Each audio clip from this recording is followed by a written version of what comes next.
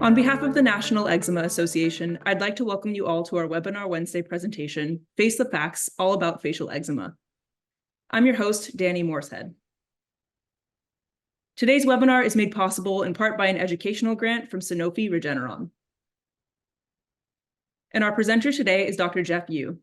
Dr. Yu is a board-certified dermatologist and fellowship-trained pediatric dermatologist specializing in allergic contact dermatitis and occupational dermatitis in adults and children. He practices at Mass General Hospital for Children. And with that, I'm pleased to introduce you to our presenter, Dr. JiaDe Yu. All right, Jeff, take it away. Thank you so much, Danny, for that nice introduction. And I'm really happy to be here and presenting to you all about facial eczema, certainly a type of eczema that I see a lot in my clinic and one of the most concerning when it comes to patients, not only because of the fact that it's an eczema flare, but it's an eczema flare that unfortunately becomes very public and becomes very potentially stigmatizing when you kind of have this bad rash on your face. I have patients who have rashes all over their body, but when it comes to their face, it's when they're really urgent, when their urgency really increases and they really want to come in and see me to address this, and not surprisingly. So I'm hoping tonight that I can give you guys some information about facial eczema, including why we get facial eczema, how we treat facial eczema, what are some of the other possibilities when you have rashes on your face that may not be eczema. And certainly I'm happy to answer questions that you have at the end of the webinar.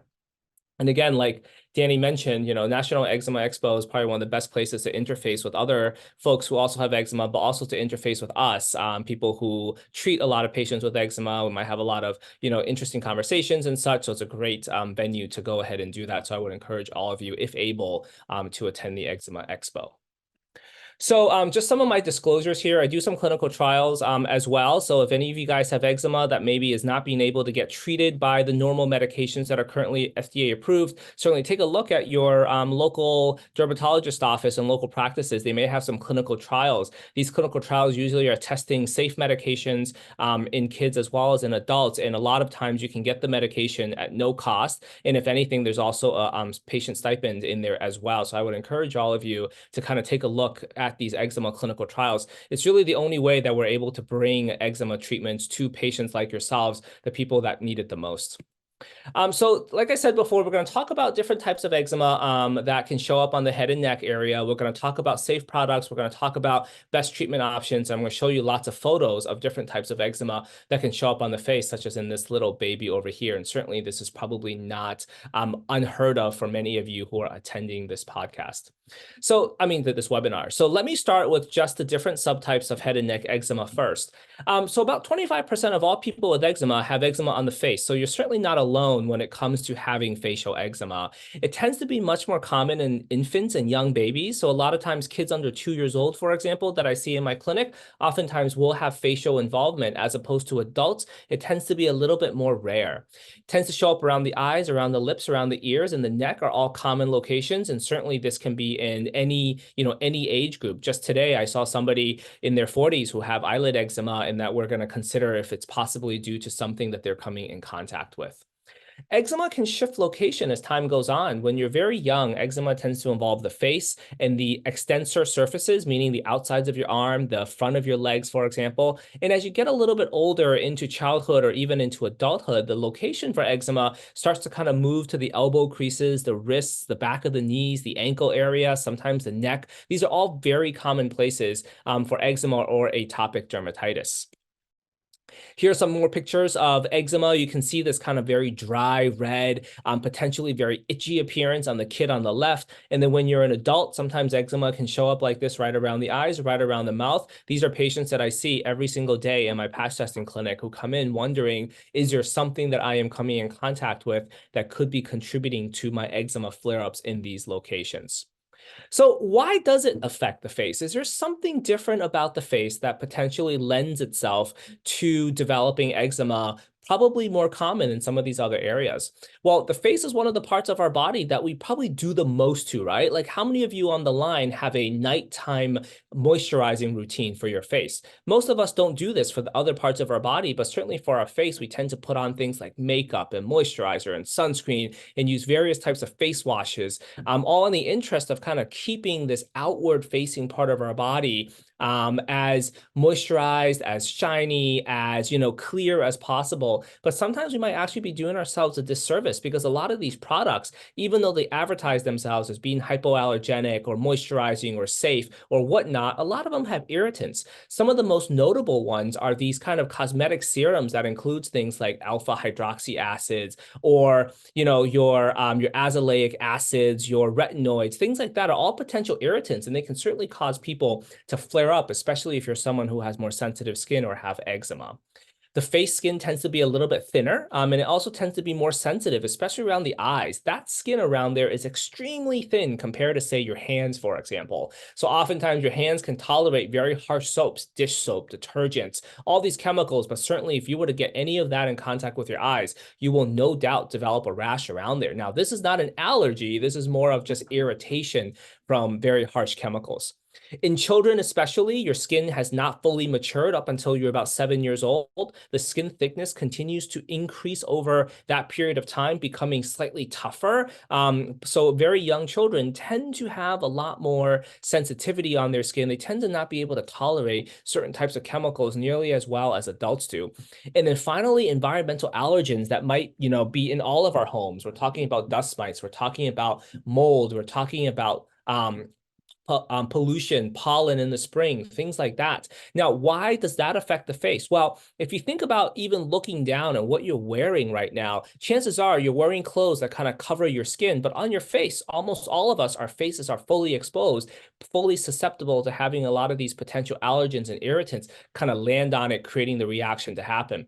Very rarely do we start getting this similar reaction on our chest, on our back, on our legs, mostly because those areas tend to be covered, especially in the wintertime. For people who have eczema, what are some of the more common findings that we see on the face? Now, these may not suggest that you have facial eczema, but these are really signs that we see in people who have eczema, whether it infects the face or not. We oftentimes will get this kind of splitting that happens right around in the corner of the lips called angular cheilitis. Because of the itching of the nose, we tend to do a lot of this action. So we get this kind of nasal crease that shows up. That's a sign for us that this person probably has seasonal allergies, allergic rhinitis, sensitive skin, all that kind of stuff. These kind of pleats or folds under the eyes called the Denny Morgan folds can oftentimes show up. And then sometimes people can kind of just get this chapped lip appearance as well, especially in those who have more sensitive skin and or eczema. Head and neck dermatitis is actually a special type of eczema that we're starting to understand a little bit more of. This is a type of eczema that preferentially or prefers to affect the face and the neck area kind of in this very patchy pattern. A lot of us have been putting on different topical medications, and I'm going to get into that a little bit later, but it doesn't tend to get much better. And the reason for that is because we think this actually has to do with an overgrowth of a very common type of yeast on our skin. Now, we all have a certain amount of this yeast on our skin, on our scalp. It causes dandruff, especially on our scalp, but sometimes it can affect our face as well. We think that the reason why this yeast tends to proliferate in people who have eczema is that the immune system in people who have eczema is a little bit wonky, right? If you understand about the pathophysiology of eczema, it tends to be an overexpression of one part of our immune system called the Th2 axis. When we think about this overexpression of that axis, we tend to have a little bit of immune dysregulation, or I explain it to patients as your immune system is just a little bit wonky. So it allows this yeast to kind of over proliferate, causing this type of rashes to show up. I'm going to talk a little bit about how we treat it later, but I just want to kind of bring this up with you all. So in case you guys, some folks out there who might have a predominant head and neck involvement, perhaps this might be a helpful way to kind of start thinking about this. So is it always eczema when you get a rash on the head and neck? Now, you might be thinking, well, I've had eczema my whole life, so any rashes that show up is probably related to eczema. Well, there are actually a lot of other dermatologic conditions that can show up with a red, itchy rash that shows up on the face. One of the most common ones that we often confuse with eczema is something called allergic contact dermatitis. Now, this is what I spend probably over 50% of my week doing, is kind of helping people differentiate between how much of this is eczema and how much of this is allergic contact dermatitis, where perhaps something that you are putting on your skin, you are actually allergic to, causing the eczema to appear. So for example, in this young woman with eyelid eczema, perhaps she could be allergic to the stuff that she's using in her nails. Now, if you think back to yourself, how many times are you really touching your face a day? My guess is it's probably millions of times you're touching it in the course of a day. You can certainly pass some of those chemicals that we're using in our dip nails, in our shellac nails, in our acrylic nails, and whatever kind of nail art that you guys are doing that could potentially come in contact with the eye, causing eyelid dermatitis to show up because of an allergy to those acrylates in the nails. This is just one example. It's certainly not the most common, but it's just one example that we see not infrequently in the clinic. This is another case of allergic contact dermatitis. Obviously, a lot more swelling in this case, some oozing as well. And this was due to the rubber that was in the goggles that this patient was using. These are not my pictures. These are from a textbook. But these are, this person was allergic to the rubber gasket kind of in the goggles that they're using for their daily swim practices. Here's another case of kind of facial eczema in darker skin patients, which can look a lot less red, a little bit less acute than in some patients who have darker skin color, where it might show up a little bit grayer. It might be a little bit more kind of darker appearance, but this is eczema nonetheless. In this person, it was due to an allergy to the jewelry that she was wearing. The gold earrings, for example, can cause an allergic reaction on your earlobes, as well as kind of on the neck area where it's directly coming in contact with the skin. And finally, this person has a lip dermatitis or kind of a lip eczema where you have this discoloration, darker coloration around the lips, this rash around the lips. And this was due to a chapstick or a ballistic chapstick that they were using around the lips. And certainly people can develop these allergies as well to certain very common, very apparently banal looking topical products that you're getting from the store, or maybe it's from Whole Foods, or maybe it's from one of those, more organic places. It doesn't mean that it's necessarily safe to use. And we always have to be cognizant of the fact that some of these everyday products can potentially be causing our eczema to flare up. So allergic contact dermatitis occurs in about 20% of people who have eczema, so certainly not uncommon. That does mean about 80% of the people with eczema, though, probably don't have an allergic component. I don't want patients with eczema coming into my clinic thinking this person's going to find out why I have eczema and we're going to be done with topical steroids for the rest of our life. That's not true for the vast majority, but in about 20% of people with eczema, allergic contact dermatitis can be a pretty significant player in their rash. It's really difficult to tell the two apart, just like the pictures that I've already shown you. If they're red, they're scaly, they're itchy, they can show up in any location. So it's very difficult to tell the difference between the two. Allergic contact dermatitis, though, unlike eczema, instead of involving, various parts of your body, sometimes it affects just one or two parts, just the eyelids, just the lip, just the neck. When I start to see that pattern, I start to think, well, is this truly just their atopic dermatitis or eczema going off the rails, or this is something else that they're coming in contact with that could potentially be triggering this? Some of the most common culprits include your personal care products, your sunscreen, your makeup, your shampoo, your conditioner, your nail polish, your jewelry, your necklace, things like that are all things that I think about when I'm evaluating a patient for potential allergic contact dermatitis.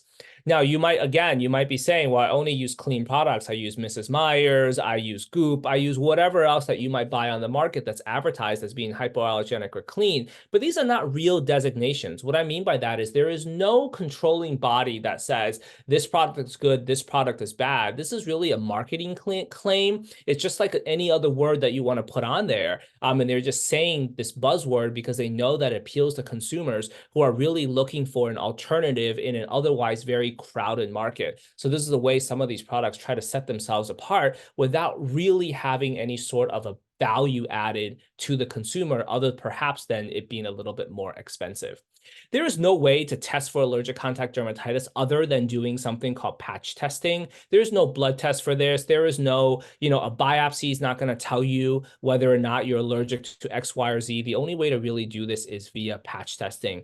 And for those of you who have had patch testing, you know exactly what this is like. We put patches on your back. We put a lot of tape down. We remove it in 48 hours, and then we read it again for 48 hours after that. And we look to see if you are allergic to any chemicals. And then the positive reactions kind of look like these kind of red welts or squares that you see. This is very different than prick testing. Most of you, if you've seen an allergist, you've probably had something called prick testing. That looks for things like environmental allergies and food allergies, versus patch testing is really looking for things like preservative allergy, fragrance allergy, metal allergy, things that tend to cause eczema. I can't I can't reiterate this enough. Food allergies tend to cause hives. They tend to cause lip swelling, eyelid swelling, throat closing. Very, very rarely is it the cause of eczema. Very rarely is it the cause of allergic contact dermatitis. Most of the time, it tends to be a personal care product that you're putting on the skin that has to do with rubber chemicals, preservatives, fragrances, all that kind of stuff. Sometimes you will find, so you will definitely find clinics that just do patch testing. For example, this is my clinic at Mass General here in Boston, that we do a lot of patch testing in patients. We probably test about 400 to 500 patients for allergic contact dermatitis per year. I test kids as young as 3 months old. I test adults as old as 90s. I don't think I've ever had a 100-year-old patient, but I've definitely tested patients well into their 90s, and we do find relevant allergies in all of these patients that contribute potentially to their eczema. Now, what about some of these other rashes that that I kind of go on and on about that can show up on the face? One of the more common ones that I see is something called seborrheic dermatitis. Now, imagine dandruff on your scalp, but it's on your face. This is essentially dandruff of the face, called seborrheic dermatitis. Tends to show up in these oil-rich areas, such as right around the nose, over the eyebrow location, sometimes behind the ears. If you kind of have these rashes in these areas that's kind of flaky, this is actually seborrheic dermatitis and not facial eczema.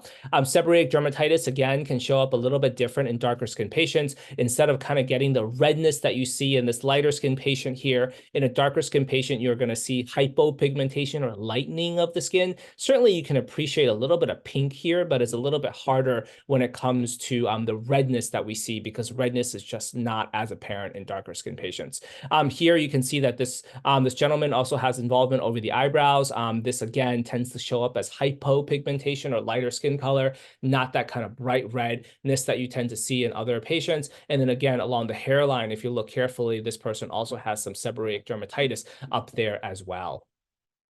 Psoriasis. Now, psoriasis and eczema, people often get the two confused for rightful reasons. They both are red and scaly and are very difficult to tell apart. Now, for me at least, psoriasis tends to have much better demarcated borders. What that means is I can take a Sharpie and I can go right around the edge of this, and I know exactly where it starts and I know exactly where it ends. Also, for psoriasis, the scale, it's much scalier than eczema could be. Now, could eczema be scaly? Absolutely. Can psoriasis be not scaly? Absolutely. But most of the time, eczema, less scaly, psoriasis, more scaly. Also, eczema, more itchy, psoriasis, less itchy. Is that perfect? Not at all. But that is one of the ways that I kind of ask patients questions and try to help tease out whether this is psoriasis or this is eczema. But here are some pictures of psoriasis here. This kind of pink, we describe it as salmon colored plaques that show up with this kind of very thick scale. Same thing showing up right around the eyes. I mean, if you told me this was facial eczema, I'm not going to say, no, it's absolutely not facial eczema.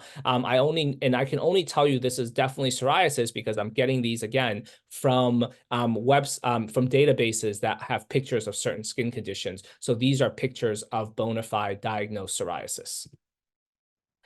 You can certainly get dermatitis in the ears. You can get psoriasis in the ears. You can get seborrheic dermatitis in the ears. You can get eczema in the ears. They look exactly the same. Almost impossible to tell the difference between psoriasis of the ears, eczema of the ears, or seborrheic dermatitis of the ears. Also really hard to tell if you're allergic to something in the ears. My wife, for example, is actually allergic to her AirPods that she puts into her ears. So every time she wears them, she gets a lot of itching that shows up inside the ears. Now, can that look like eczema, psoriasis, seborrheic dermatitis? Absolutely. How do I know it's contact dermatitis? Because every time she wears the AirPods, she's going to itch for a few days afterwards. Every time she doesn't wear the AirPods for a while, she has no problems in her ear canal. That's one of those some situations where history really helps you differentiate between the different causes of ear dermatitis. So if you're out there and you're one of those people who says, my ears itch every time I wear AirPods, maybe you're actually allergic to your AirPods and you are, and you otherwise don't have, just say, ear canal eczema. Can you have both? Sure you can. Some other signs of face rashes too. There's a very common condition we see in patients who have atopic dermatitis, and that's called keratosis pilaris. Keratosis pilaris is where people get itchy bumps on their arms, but did you know you can also get this on the face? A lot of times you can see these very sharp little bumps on the cheeks, especially. Patients with keratosis pilaris on the face tend to flush very easily. So people who get hot, people who get emotional, people who are embarrassed, people who are nervous for whatever reason, their face tends to flare up a lot faster, so it turns red. Now, this is a flushing reaction. What that means is that it turns red and then it goes away pretty quickly, usually within a few minutes or hours. Unlike facial eczema, that tends to last probably for days until you get it treated. So let me kind of talk about a little bit of treatments for facial eczema here. What can you safely use on the face to treat your atopic dermatitis? Now, we know eczema, or eczema is an inflammatory skin disorder, meaning there is inflammation under the skin. What do I mean by inflammation? I mean you have these inflammatory cells called T cells, these immune white blood cells that are kind of floating around in your skin, causing the eczema to appear. The only way to get rid of the eczema is to tell those T cells and those immune cells to go away. And the way we do that is by using anti-inflammatory medications. This can come in topical medications, such as topical steroids or non-steroids, or even systemic medications, meaning your dupilumab, your JAK inhibitors, your tralokinumab, your oral prednisone. Some of these medications, some of you might already be on, but these are all anti-inflammatory medications that essentially tell these T cells or white blood cells to go away. And by doing so, you calm down the eczema and you make the eczema start to disappear. Topical steroids, most of you probably, if you have eczema, have used a topical steroid. I'd be shocked if one of you have never used a topical steroid before and you actually have eczema. Most of us are introduced to topical steroids by over-the-counter anti-itch medication, also known as hydrocortisone. And topical steroids come in 7 different classes. Class 1 and 2, super strong. Class 6 and 7, super weak. Class 3 to 5, somewhere in between, all right? So where do we use, or what do we use where? Now, for the face, remember what I said before, sensitive area, right? Very sensitive skin, very thin skin. I'm certainly not going to use a high potency topical steroid on those areas. That would just be crazy. Where I use high class or high potency topical steroids, mostly on the areas where I know we have very thick skin, hands and feet primarily. Medium strength steroids tend to go generally all over the body. Now, this can be used on the trunk, on the arms, on the legs. Now, I'm talking about adults here, okay? Kids, I tend to kind of go down a little bit. I would never use a strong topical steroid on like a 3-year-old, for example. But for an average adult, high potency steroids on the hands and feet, medium strength steroids on the body, low potency steroids on the face if absolutely necessary. In really young children, I probably rarely go above a class 6 or a class 5, even if I'm talking about the trunk. So you really have to be careful where you are on this line. But if you stick to these guidelines, generally, you're not going to cause a lot of side effects by using topical steroids. I tend to limit the use of steroids to about 2 weeks a month. If anybody tells you to use a topical steroid every day for 3 or 4 months, I will find a different doctor. But usually most dermatologists will tell you less than 2 weeks per month is the safe amount of topical steroids to use.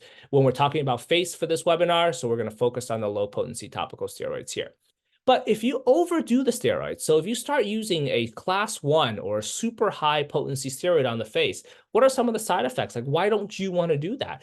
Is it very effective? Absolutely. But are you going to run into trouble potentially? Potentially. One of the things that you can certainly do is something called steroid-induced rosacea. So if you've used a topical steroid for a long time on the face, you might start breaking out with acne-like bumps on those areas. And that is not an uncommon thing that we see for people who are inappropriately using very strong topical steroids on the face. People can also get something called peri-orificial dermatitis, where you show up with these little bumps or these rashes right around the eyes and right around the mouth, as in this child. And you can see that in patients that have darker skin color, less redness noted, but these bumps are still notable nonetheless. This is called peri-orificial dermatitis and oftentimes related to inhaled steroid use. So for those of you who have asthma, some of those steroids that you are kind of, that you're doing like Nasacort, for example, or an inhaled steroid, sometimes it can cause this to show up. Using topical steroids on the face inappropriately can also cause peri-orificial dermatitis to show up. These are some of the side effects of using topical steroids on the face. So if you want to avoid steroids, nowadays you can. 20, 30 years ago, you couldn't. But nowadays, there are many options when it comes to using non-steroids on the face. And I often will use these first line on the face. That's why I said I will use a topical steroid if I have to, but if I don't have to, I will prefer to use a non-steroidal, especially when it comes to the face.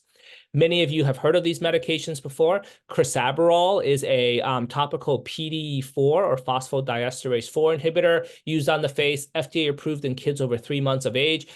Topical tacrolimus and topical pimecrolimus are kind of our backbone for non-steroidals. These are pretty effective medications, a little bit stronger than your hydrocortisone. So probably about like a medium to low medium strength topical steroid when we're talking about efficacy, but they're not steroids. So they're safe to use every single day, twice a day. And I'm not worried about where people are using it. Some of my patients who have chronic eyelid eczema that's not due to an allergic cause, they just put a little bit of this on every few days, keeps everything under control. They go about their day, right? I mean, safe medication to use. I'm not worried about people using it on their eyelids because it's not a steroid. Very safe medication overall. Comes in 2 different strengths. There's 0.03 and 0.1%. The lower strength, the 0.03, is FDA approved for kids over 2 years old. The higher strength is FDA approved for people over, I believe it's 13 years old for topical use. That being said, I certainly use the higher potency, the 0.1%, even in kids as young as 2 or 3 years old, and there's really no issues with that at all. Newer medication that came out about 2 years ago, something called Opzelura or ruxolitinib. Some of you may be familiar with this. Also not a steroid, much stronger than the tacrolimus or the pimecrolimus. Works better. I actually have patients kind of use this all over the body for eczema if they're able to get it covered by insurance, because it is much more expensive. But because it's not a steroid, because it's been very safe and has been shown to be very safe, I have patients use it pretty liberally when it comes to their face or their body eczema, and it's been a great steroid-sparing agent for me for a lot of these patients. There are some medications that are coming down the pipeline. These are already approved for psoriasis, but they're about to get approval for eczema probably in the next year or this year, actually, in 2024. So a lot of exciting alternative options. One of them is called tapinarof. The other one is called roflumilast. Some of you may already be familiar with this because sometimes dermatologists will hand out these samples for you to use. I'm not going to spend too much time talking about it because I personally don't have a lot of experience with these medications, but from what I understand, these are great alternatives to topical steroids. And personally, I'm going to be using these probably a lot for facial eczema that doesn't respond to some of those older non-steroidals like tacrolimus or pimecrolimus, for example. This is the head and neck dermatitis I mentioned briefly in the first part of my talk. This is the one where people with eczema, because of your wonky immune system, can develop kind of this overgrowth of yeast that tends to lead to this head and neck eczema that shows up. Now, the treatment for this is not topical medications. Topical steroids is probably not going to do very much for this, but the treatment here is actually oral antifungal medications, such as itraconazole or fluconazole. These are antifungal medication we often give, say, women for yeast infections, sometimes people for nail fungal infections. So it is certainly not a, like a rare drug to use. It's actually used very commonly, and these are pretty safe medications.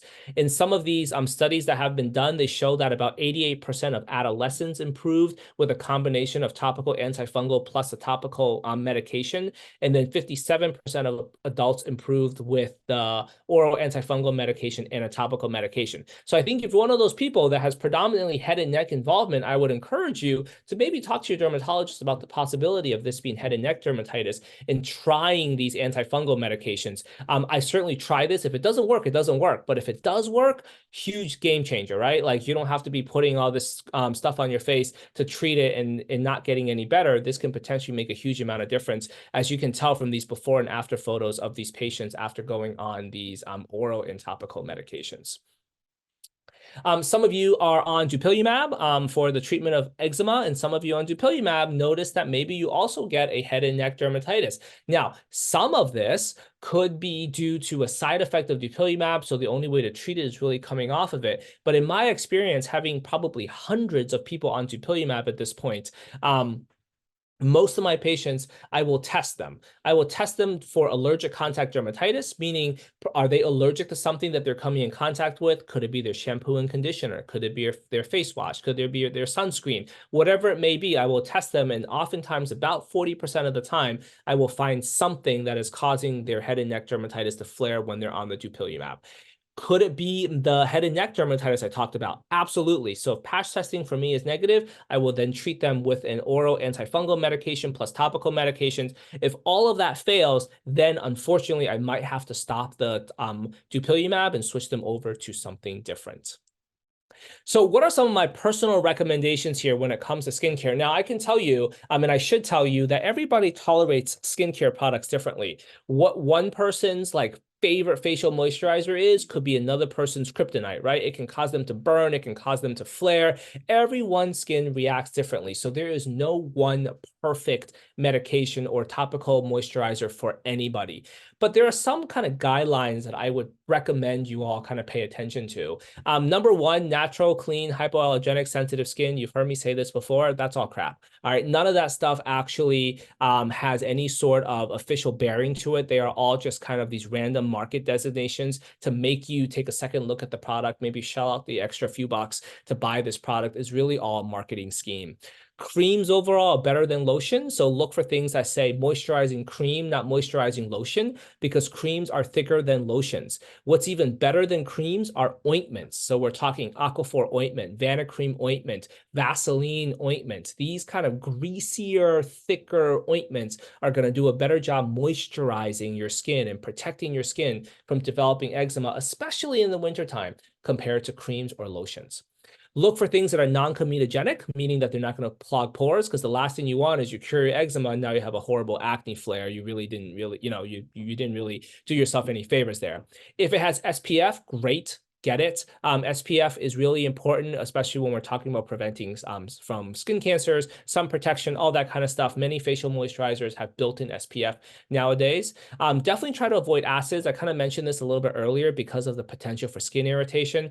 Glycolic acid, salicylic acid, all these things could potentially burn, especially if you're currently in a eczema flare right now, just because for people who are not in an eczema flare, your skin might be a little bit more resilient, able to tolerate the acids. But when you're flaring, the acids are just going to make things that much worse. And I would certainly put those aside until things are better, or maybe don't use them at all. Try to avoid retinoids, especially if you have more sensitive skin. Again, these are known irritants. Even in people with the best skin can get irritated from retinoids. Do not think that retinoids are tolerable just because it's marketed for, for wrinkles or whatever it may be. These are not always the most gentle products.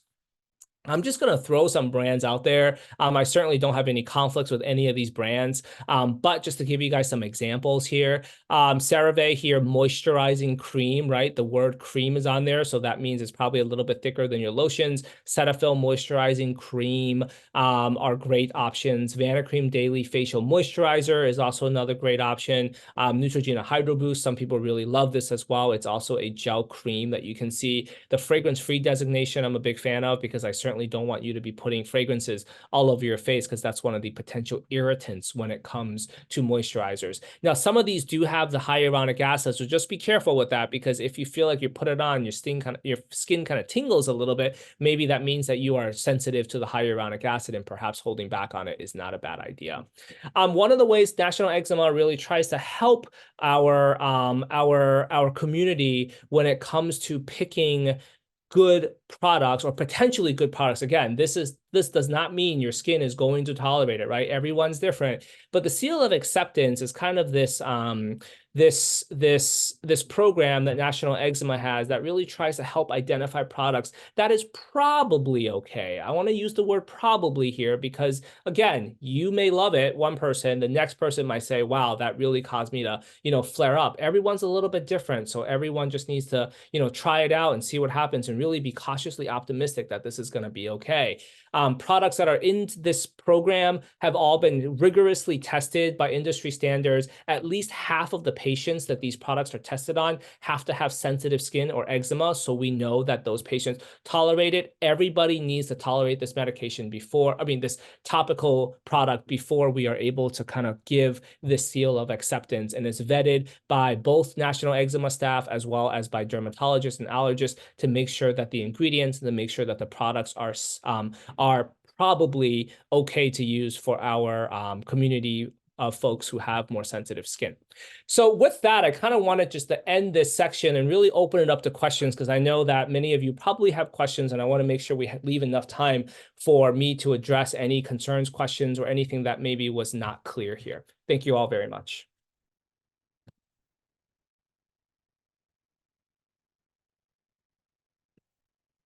Okay, great. We have a lot of questions. We'll see how many of them we can get to here. So I'll start us right off. First question for you. I have eczema on my eyelids and sides of my nose, which began only after I started Dupixent in August 2017. How should I treat it? During the day is worse. Any attempt to use ointment on my eyelids ends up blurring my sight. So that's a great question. Certainly, again, this is one of the things that we see. About 20–30% of patients, according to the literature, can develop some sort of a facial flare-up when they're on Dupixent. So there are a few strategies here. Number one, certainly you're interested in treating it. Now, there are non-ointment topical medications you can use on the face. Pimecrolimus, also known as Elidel, for example, comes as a cream form. So if ointments are the problem, perhaps using this non-steroidal cream on your eyelids can also be very helpful. So that's one of the things that I would do. Number two, I would seriously consider the possibility that maybe this is that head and neck dermatitis, especially when you tell me you have sides of the nose involvement. That's one of the places where that yeast really likes to kind of cause this flare-up. So perhaps even using a topical antifungal shampoo. So we're talking washing your face with Head and Shoulders, for example, washing your face with ketoconazole shampoo or Nizoral shampoo that you can buy over the counter. Perhaps that might even make a difference for you. If that doesn't work, I would definitely try the oral antifungal if your doctor thinks it's appropriate for you, and see if you can make this rash go away. If none of that stuff helps, it's really bothersome to you, then the only unfortunate thing is maybe it has to do with the Dupixent and you might have to switch your medication. But I think if Dupixent's working really well for you, certainly try these strategies first, see if it gets better, and then go from there. Great, thank you. And just as a reminder to everyone to submit questions in the Q&A box here. That's where we'll be taking your questions for this Q&A. Next question, is it possible to get allergic contact dermatitis from kissing someone with a beard? My skin always flares up afterwards. So chances are the body hair is more of an irritant. You're not the first person who has said this. Certainly can happen. The beards can be very coarse hairs, and it can be very irritating for that matter. Now, there is a possibility of allergic contact dermatitis if they have certain types of beard oils that they use that might cause you to flare up. If they dye their beard, and certainly the hair dye can potentially rub off on you, and that can sometimes do it. If your partner is using lip balm, if your partner is using some sort of lip product, that might be getting on you, and that could sometimes cause you to flare up. But most of the time when it comes to beards, I hear more about irritant contact dermatitis because of the coarseness of the hairs. Great, thank you. I'm interested to know if Chinese medicine, herbs and needling, etc., can remove facial eczema. I think the answer, well, I don't think there's an easy answer here. I think with any sort of complementary alternative medicine, with Chinese traditional medicine, with any of these non-traditional methods, there is a lot less research that happens into it. So I think the only way to really know is by saying we're going to use this mixture of herbs and this type of traditional medication, and we're going to, for one group of people with facial eczema, then you're going to find another group of people with facial eczema and give them something that looks and tastes similar but actually has no active ingredient, treat them both, and see that the group that was actually treated with the Chinese herbal medicine get much better compared to the group that didn't. That's how all of these drugs that I talked about today are developed. They're comparing groups that get the real drug versus the non-real drug. I don't think that type of research really happens in non-Western medicine, especially because of less funding that goes into it. So the short answer is, I don't know. But I think if it's something that you want to try, if something that is safe and really done by a reputed practitioner in traditional medicine, go for it. Give it a shot. Worst case scenario, it doesn't work, and you can always try something else later. But I don't think there is any body of evidence that says yes, definitely, or no, definitely. Great. Okay, this question sort of pertains to the first question. So I take Dupixent and it greatly relieves my itching urges. However, one of the possible side effects of Dupixent is facial eczema. Why might that be the case with respect to that specific med? Yeah, that's a great question. I think if the makers of Dupixent knew about it, or know exactly how it happens, I think they would be extremely happy, but they don't know, and therefore we don't know either. Now, the thought process is, again, remember, people who have eczema have an elevated Th2 profile, right? So Th2 is one part of the immune system. Th1 is another part of the immune system. There are other parts, but these are kind of the two polar opposites when we're talking about Th1 and Th2. Th2 leads to eczema. Th1 can lead to allergic contact dermatitis. The thought process is that when you're kind of pushing down Th2, which is what Dupixent does, you're actually causing Th1 to go up. When you think about Th1 going up, one of the potential side effects is that people could get more allergic contact dermatitis. Face tends to be one of the most common areas where people get allergic contact dermatitis because, again, you're exposed to more stuff there, right? So that's why for people who get facial eczema on Dupixent, we talk about that yeast overgrowth because of this changing immune system. And we talk about possibly developing allergic contact dermatitis because of this changing immune system. So therefore, I would do the testing for patch testing. I would do the treatment for the yeast. If neither of those things help, then perhaps it's just a drug reaction that, unfortunately, the only way to treat is to come off of the medication. Excellent answer. Thank you so much. All right, next up, what skincare routine or ingredients / brands should we use for the face and neck if we have eczema or sensitive skin? So there is no one answer that fits all for that, because your skin is going to be very different from your sister's skin, from your mom's skin, from your best friend's skin, from someone else's skin. Everyone has their own. But the basic guidelines are: look for something that is fragrance free. Look for something that is a cream or an ointment and not a lotion, because creams and ointments tend to do a better job moisturizing. Look for ones that are meant for the face, right? Look for ones that say facial moisturizer, because they tend to be less likely to plug your pores and worsen the oils and whatever else in there. Look for something with sunscreen in it. And then finally, make sure, or perhaps look to make sure that it has that national seal of acceptance, because that oftentimes means that product at least has been vetted by a group of professionals to say this is probably okay for people who have eczema. That being said, are those the only products? No, but I think those are kind of the general guidelines that I would stick with, just to sort through and see what products are probably okay for you to use. Great.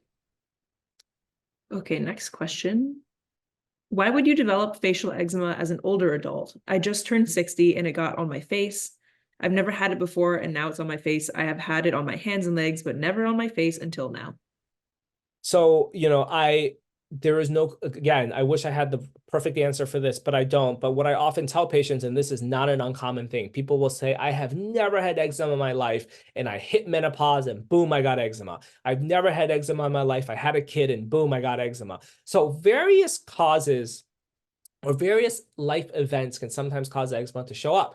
Could it be because your immune system changes over time, right? We know that immune system, as people get older, as time goes on, your immune system starts to fluctuate and change a little bit. So sometimes people are more susceptible to getting, say, infections, especially when you're older. That's why we get things like shingles vaccine and stuff like that, because our immune system is not as robust as it once was. So things kind of start to change. So one of the reasons why people can get eczema, especially when they get 50s, 60s, 70s, is your immune system kind of starts to, change a little bit in such a way that eczema might become more apparent. Could also be maybe you're allergic to something that you're using. Perhaps that, you're getting, so I don't know what kind of stuff you use, but hair dyes, for example, facial moisturizers, the more stuff you use, the more likely you are to develop facial eczema. Or it could just be the natural history of eczema kind of shifting throughout your life. Okay, we have another question about eczema over 60. This person says, I had not had a flare-up of eczema in almost 30 years. I hit 60 and eyelid eczema on my mouth, arms, and neck. My eyelids were affected for about 6 months with many different prescriptions. Decided to go to an eye doctor, and he gave me a sample of Lotamax, and it cleared up within a week. Thoughts on Lotamax for eye eczema? So Lotamax is one of the 2 topical steroids that are used for the eyes. Lotamax and this other one called fluorometholone are 2 different types of topical steroids that come as eye drops. So for people with eyelid eczema, sometimes we'll give you things like Lotamax. You'll drop it on your fingers. Instead of putting it into your eye, you'll kind of rub it around there. The good news about it is that it's formulated in such a way that it doesn't tend to penetrate the eye as much, because steroid use around the eyes can increase the risk of glaucoma and cataracts, and certainly things that we do not want to have. So Lotamax Good for short-term use, terrible for long-term use. If you're going to use this every day for the next year, please find an alternative. These are the ones where you can use tacrolimus, pimecrolimus, ruxolitinib, any of these non-steroidals that are safe to use around the eyes that are not going to increase your eye pressures or increase the risk of cataracts. But short-term use, low to max, fine. I'm not worried about it. Great. Here's another interesting one. If I don't use any medications on my facial eczema, will it go away naturally? Basically, is there any advantage to avoiding medication in order to avoid any risks? I think a lot of people on this webinar who probably have suffered with eczema for many years can probably tell you that unless we treat the eczema, it's probably not going to just magically disappear one day. Certainly there are folks who say my eczema is worse on certain days and better on other days, but usually without treatment, the likelihood of eczema just kind of going away is not very high. This is not true for children, where we know that kids who have eczema, especially kids who tend to have milder eczema, the vast majority of them tend to outgrow their eczema. So an argument could be made that your, 6-year-old with very mild eczema probably doesn't need treatment, and by the time they're 8 or 9 or 10, maybe it's already gone. But I think if you're kind of a full-grown adult who has some eczema and not treating it, it probably won't just peter out on its own. Now, if your facial eczema is due to an allergic reaction to something you're using and you're no longer using it, can it go away? Absolutely. That's the definition of allergic contact dermatitis. It gets better when you avoid it. But if it's true underlying atopic dermatitis and facial eczema, my expectation is for it to not just spontaneously fade without you doing something to it. Okay. Is there any other effective treatment for perioral dermatitis or redness besides topical and oral antibiotics, or things to consider for daily skincare routine? Yeah, so if you have perioral dermatitis or steroid-induced rosacea or any of that, the most effective treatment is going to be oral minocycline or doxycycline, any antibiotics in the tetracycline class.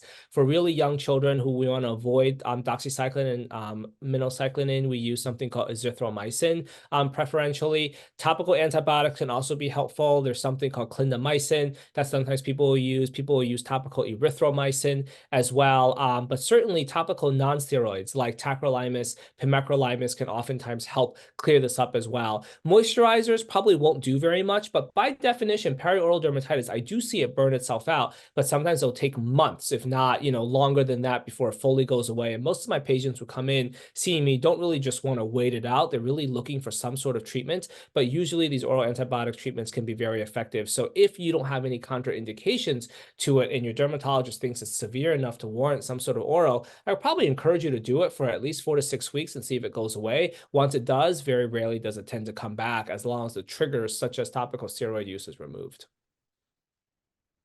Okay, thank you. Next question. I've recently heard that for babies, coming in first contact with food-related ingredients via broken skin barrier, like coconut oil and skincare products, can actually cause food allergies. I'm also thinking about messy meals on the face, especially as my child has facial eczema. Can you share more on this and also share more on the studies and research to date on this topic?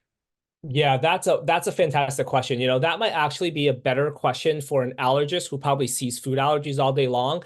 But from a dermatologist perspective, that is absolutely true. We do know that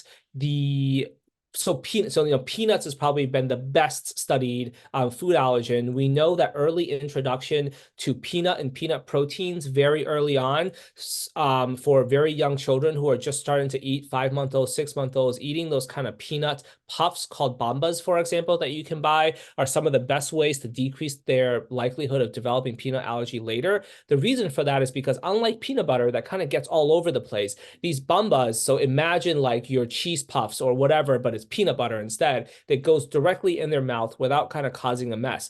We know that when you're introducing food allergens into the mouth, you actually develop tolerance. So that's exactly what you're doing when you're introducing young children to certain types of foods, is that you are helping them develop tolerance. We know that if you avoid peanut introduction early on, their likelihood for peanut allergy actually goes up. If you introduce peanuts through the skin, that definitely increases the likelihood of food allergy. So I think that is absolutely correct what you're saying. If your kid has really bad facial eczema, getting food food all over the face can increase the risk of food allergy unless they are first developing tolerance through the mouth. So for those situations, though, what I often recommend is not to not feed your kid. I mean, definitely feed your kid whatever they want to eat, but make sure that before you feed them, you are kind of coating the face with a layer of Vaseline. Imagine that being kind of like your diaper cream, where you're coating the skin, protecting the skin from the outside allergens. Put Vaseline or some sort of thick ointment on their face and then feed them. That's going to decrease the likelihood of introducing the food through the skin and more likely for it to be kind of a safe introduction through the mouth. Great. Why does my keratosis pilaris sometimes result in water-filled bumps in addition to the trapped/ingrown hair? Water-filled bumps I don't hear often about. Usually keratosis pilaris is kind of this over proliferation of one layer of our skin that tends to lead to these kind of very sharp, spiky type of bumps that show up, especially on the upper arms. Water-filled bumps are a little bit different. I don't think that is, I certainly, if I saw that, I wouldn't call this keratosis pilaris. So I will probably get that checked out, especially if you have an active flare-up. Could it be something else that's going on? Maybe, I don't know, but the water-filled bumps is not a normal part of the keratosis pilaris. Can you speak more about the antifungal treatment if topical ointments irritate the skin? So if you're someone that has head and neck dermatitis, oral antifungals are probably the most effective. The two that we often recommend for adults are oral itraconazole and oral fluconazole. These are oral antifungal medications. Usually the recommended treatment course is somewhere between 2 to 4 weeks of taking this medication. If it's effective for you, then we'll do what's called pulse dosing, where you'll get like a few days of treatment per month, just to kind of keep the yeast productivity down on the skin. That tends to be a lot more effective than just doing topicals alone. So if that's what you think you have, talk to your doctor about it, make sure that they agree that is not something else, and then perhaps the oral medication can be effective for you. These oral medications tend to be safe, but they could have some drug interaction, especially with some of the mood stabilizer drugs. So, some of the antidepressant drugs, things like that, sometimes there'll be an interaction with them. So make sure that whatever else that you are taking, these are actually safe for you to do. So again, these are not things that you should just request from your doctor, but kind of talk to them about it, give them the information, see if they think it's appropriate based on your clinical presentation, your medical history, and your other medications. Great. Okay, we have a couple more minutes here. We're going to get to as many questions as we can. And just a reminder to everyone, for all those questions we don't get to, keep an eye out for an Eczema Answered podcast episode. We may be using some of these excellent questions for an episode there. So we'll have experts answer those questions in the future. All right, next up. Winter is very difficult. My facial skin begins to peel and I'm always in pain. Do you have any advice? Yeah, moisturize the heck out of your face. Sometimes certain types of lotions might be appropriate for the summertime because the air is a little bit thicker, it's a little bit hotter. So those are situations where lighter lotions are okay. In the winter time, especially many of us with eczema in the winter, your skin tends to flare because it's drier. Your heat is on, the humidity is low. Like, right now it's 20 degrees outside here in Boston. So it's, super cold. So your skin definitely can flare up more, especially when the wind is kind of blowing on your face. So thick moisturizers throughout the day, not just in the morning, can be very helpful. Now, if you think Vaseline is way too thick, don't use Vaseline, but maybe try the CeraVe face creams, maybe try the Cetaphil face cream, the Vanicream, the La Roche-Posay's, the ones that are hypoallergenic, fragrance-free, the ones that are marketed with the seal of approval or of acceptance, and then see if those can be potentially helpful. But I would say increase the number of times you're moisturizing, and protect your face from the elements are probably the best advice that I can give for these scenarios. Okay, great. Next up, I have had patch testing and have an app which lists safe products that don't have my allergens. I'm still having horrible eczema on my eyes and lips. I don't know what else to change about my workday, as by the end of the day, it's worse. Do you have any suggestions? Yeah, I mean, this is where you have to really dig into things that you might come in contact with at work, right? So if you are someone who maybe works in an industry where there are allergens that you are exposing your face to. So for example, if you're someone that cuts hair in a hair salon and you're allergic to fragrances, maybe you're avoiding fragrances, but certainly the people around you are not. So every time, a hairspray is being used, every time whatever product is being used there, you're probably getting exposed to it as well. Now, another possibility is that maybe you don't have allergic allergic contact dermatitis on the face. Maybe what you truly have is atopic dermatitis or eczema on the face that maybe doesn't have an outside trigger. In those scenarios, then perhaps using the topical treatments, systemic treatments like dupilumab may be helpful in those scenarios, or maybe you have something else. But I would say, use the safe list, talk to your dermatologist about other possible exposures, and then try treating it and see where things go. Okay, great. Last couple questions here. How do you feel about hypochlorous acid for the face?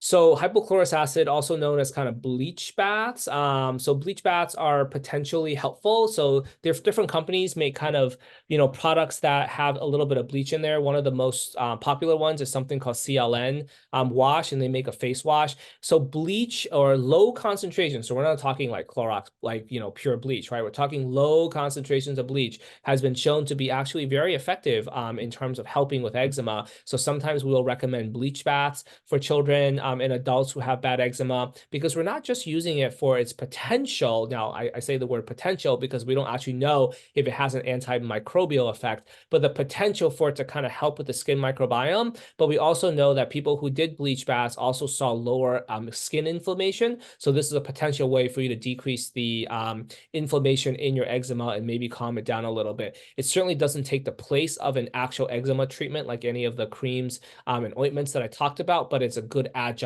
potentially, and I don't think it's harmful, especially if you're using it in one of those products that has been shown to be safe. Okay, we're going to try to get to 5 more questions, so maybe you can rapid fire these ones for us. Sounds good. Okay, if my skin burns even when I use a safe product, does that mean I shouldn't be using it? Yes. So your skin can burn for various reasons. If you're in the middle of an eczema flare, I think even water is going to cause it to flare up. So make sure that's not the scenario that you're in. But if your skin is, your normal skin, but it has some eczema on it and the product you're putting on is burning, don't use it. Just go to something different. Okay. Do you know if Dupixent-induced face and neck erythema also happens with Adbury? Great question. The short answer is yes. We actually did a study and we're trying to publish it right now, where we have patients who went on Dupixent, stopped Dupixent for whatever reason, switched to Adbury, and then to see how they did. We saw that about a little bit over half of them did get better in terms of their eczema if it didn't respond to Dupixent. That means about half of them also didn't get any better. But for the portion that had head and neck erythema, some of those patients also developed head and neck erythema on Adbury, but some of them did not. So I cannot predict yet who was going to do what, but I would say if you felt Dupixent worked really well for your eczema, but you got the head and neck dermatitis, switch to Adbury and see what happens. Try it out for 3-4 months and go from there. Great. Okay, 3 more. Do you think oils instead of creams can be helpful in treating skin issues? Yes, I definitely think certain oils can be very helpful. There's good evidence that shows extra virgin coconut oil can be very helpful. Certain types of sunflower seed oil, for example, can be very helpful. The only oil that I would say to avoid would be olive oil, because olive oil can actually cause an overgrowth of yeast. But a lot of these other oils that are marketed for skin can be very helpful. Okay, save the olive oil for the salads. Got it.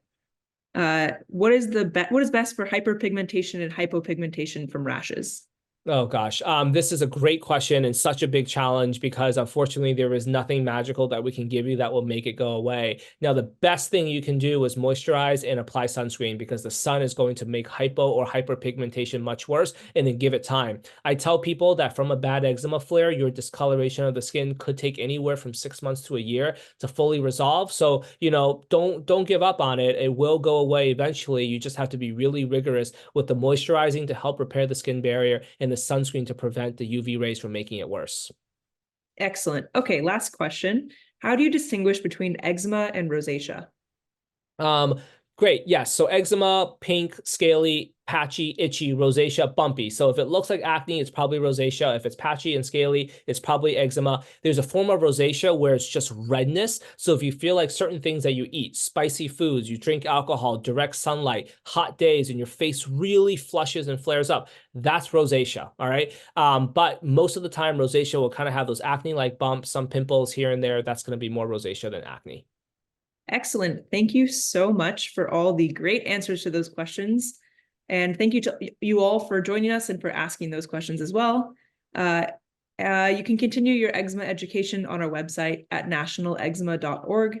You may register for upcoming webinars or watch the recording of a previous webinar at nationaleczema.org/webinar-Wednesdays.